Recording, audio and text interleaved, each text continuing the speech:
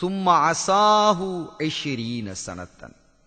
அதற்கு பிறகு அடுத்த 20 வருடங்கள் பாவத்திலே மூழ்கி போய்விட்டான். 20 வருடங்கள் நன்மைகளிலும் இறை வணக்கத்திலே ஈடுபட்ட அந்த இளைஞன் திரும்ப 20 வருடங்கள் பாவத்தில் மூழ்கி பிழைகளை செய்தான்.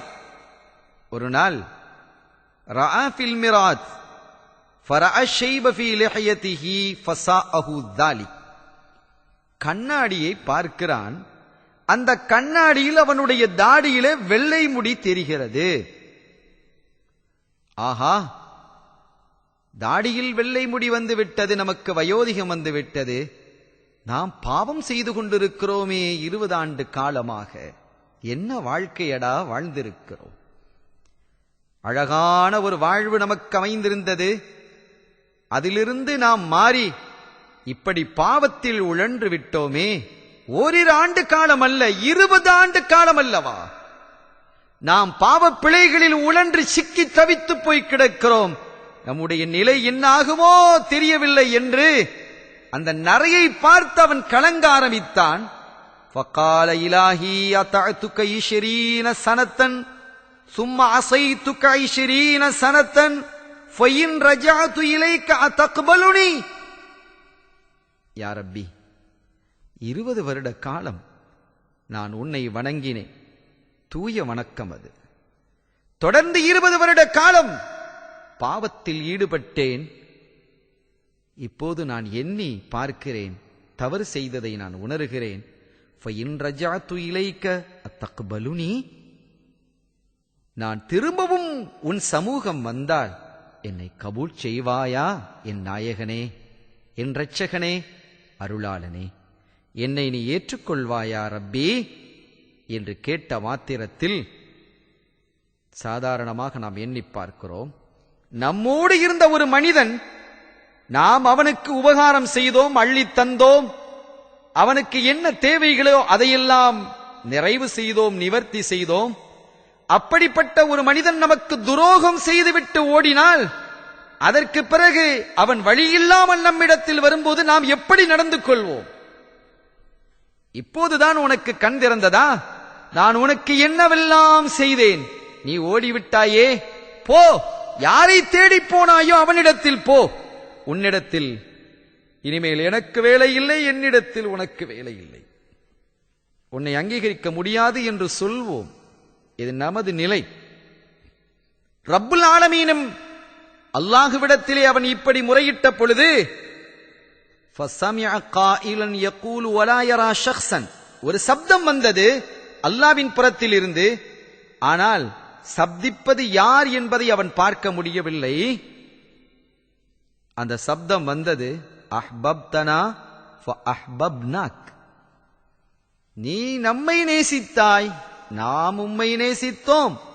வதரக்தனா ஃபதரக்னாக். நீ நம்மை விட்டு விட்டாய், நாமும் உம்மை விட்டு விட்டோம். நம்மை நீ நேசித்தாய், நாமும் உம்மை நேசித்தோம். நம்மை எப்போது நீ விட்டு விட்டாயோ அப்போதே நாமும் உம்மை விட்டு விட்டோம். வாசைனா வாசைதனா ஃபஅம்ஹல்னாக். நம்மை விட்டுவிட்டது மாத்திரமல்ல அடியானே, நீ நமக்கு மாறும் செய்தாய், துரோகம் இழைத்தாய், பாவம் செய்தாய், குற்றத்தில் வீழ்ந்தாய், குறைபாடுகளே நிறைந்து காணப்பட்டாய், நமக்கு முற்றிலுமாக மாற்றமாக நடந்தாய். ஆனால் நாம் உம்மை தண்டிக்கவில்லை. ஃபஅம்ஹல்னாக், அந்த தண்டனையை தாமதப்படுத்தி வைத்திருக்கிறோம். வயின் ரஜஅத இலைனா, இப்போது நம் அளவில் நீ திரும்பி வந்து விடுவாயானால் கபில்நாக், ஏன் நான் அங்கீகரிக்க மாட்டேன், வா, என்னுடைய வாயில் திறந்திருக்கிறது என்று அருளாளன் சொன்னான்.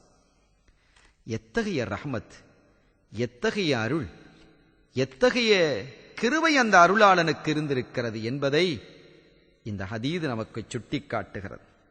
சங்கையான பெருமக்களே, அப்படி அருள் நிறைந்தவனாக,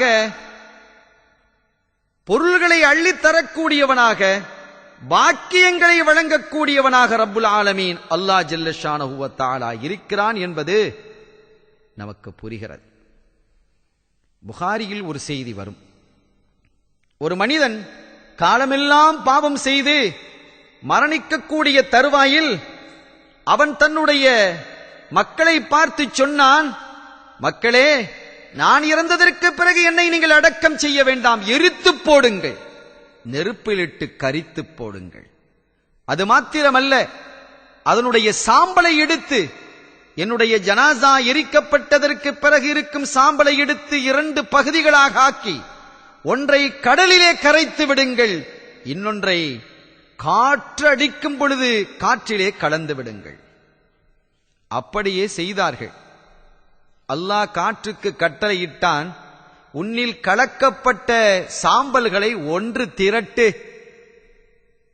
கடலுக்கு சொன்னான், கடலே, உன்னில் கரைக்கப்பட்டவைகளெல்லாம் கொண்டு வந்து சேர். கட்டளை நிறைவேற்றப்பட்டு சாம்பல்கள் ஒன்று சேர்க்கப்பட்டு அல்லாஹ் குன் என்றான். அந்த மனிதன் எழும்பி நின்றான். என்ன ஆயிற்றப்பா, உன்னை எரிக்கச் சொன்னாய், எரித்த சாம்பலை கடலிலும் காற்றிலும் கரைக்க கலக்கச் சொன்னாய், இப்போது நீ என் சமூகம் வந்து நிற்கிறாயே, என்ன சொல்லுகிறாய்? ஏன் அப்படி செய்தாய்? யா ரப்பி, ஹௌஃபம் மின்க, உன்னை பயந்துதான். நான் செய்த தவறு, நான் செய்த குற்றம், நான் செய்த பாவம் உன்னுடைய தண்டனையிலிருந்து நான் தப்ப முடியாது என்பதை உணரச் செய்தது. எனவே உன்னை பயந்து, உன்னை அஞ்சி, இதயபூர்வமாக பயந்தேன் ரஹ்மானே, நெஞ்சம் நிறைந்து அஞ்சினேன் யா அல்லாஹ். அதன் காரணத்தினால் எப்படியாவது உன்னுடைய தண்டனையிலிருந்து தப்பிவிட வேண்டும் என்பதற்காகத்தான் அப்படி சொன்னேன். கரைந்து விட்டால், தண்ணீரில் கலந்து விட்டால், காற்றில் கலந்து விட்டால் தப்பிவிடலாம் என்று நினைத்தேன்.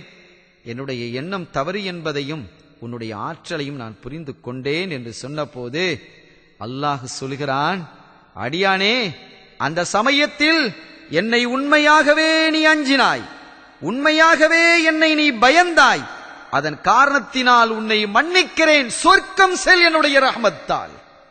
எவ்வளவு பெரிய அருளாளன்! சங்கைக்குரியவர்களே, பாவம் செய்தவர்களை மன்னித்து அல்லாஹ் சொர்க்கம் அனுப்புகிறான் என்றால், பாவம் செய்யாமல் தன்னுடைய வாழ்க்கையை பரிசுத்தமாக கழிப்பவர்களுக்கு அல்லாஹ் எவ்வளவு பெரிய மாபெரும் பாக்கியத்தை வைத்திருப்பான் என்பதை எண்ணி பாருங்கள். பனு இஸ்ரவேல் காலத்தில் இன்னொரு மனிதன் இருந்தான். அதுவும் புகாரியில் வரும் செய்திதான். 99 பேரை கொலை செய்தான். கொலை செய்துவிட்டு அதற்கு பிறகு அவனுடைய மனதிலே ஒரு சஞ்சலம், சங்கடம், கஷ்டம் ஏற்பட்டு ஒரு அறிஞரிடத்தில் போனான். நான் பாவம் செய்து விட்டேன் பெரியவரே, எனக்கு மன்னிப்பு உண்டா? என்ன பாவம் செய்தாய்? அல்லாஹ் தான் மன்னிப்பானே. கொலை செய்திருக்கிறேன். 2 கொலைகள் அல்ல, 99 கொலைகளை செய்திருக்கிறேன் என்று சொன்னதும் அவர் பார்த்தார், அடே, எவ்வளவு பெரிய பாவம் அது! கொலை என்பது பெரும் பாவம் அல்லவா? அந்த பெரும் பாவத்தை செய்துவிட்டு அதுவும் 1, 2 அல்ல, 99 கொலைகளை, மனித உயிர்களை நீ போக்கியிருக்கிறாய், உனக்கு மன்னிப்பா? நினைத்து கூட பார்க்க முடியாது. அல்லாஹ் உன்னை மன்னிக்க மாட்டான் என்று சொன்னதும், ஏற்கனவே கொலை செஞ்சவன் எப்படி இருப்பான்? அவனுடைய கல்பெல்லாம் வேகமா இருக்கு. எனக்கு மன்னிப்பு கிடையாதா என்று சொல்லி அப்படி சொன்னவரையும் கொலை செய்து விட்டான். செஞ்சுரி அடிச்சிட்டான், 100.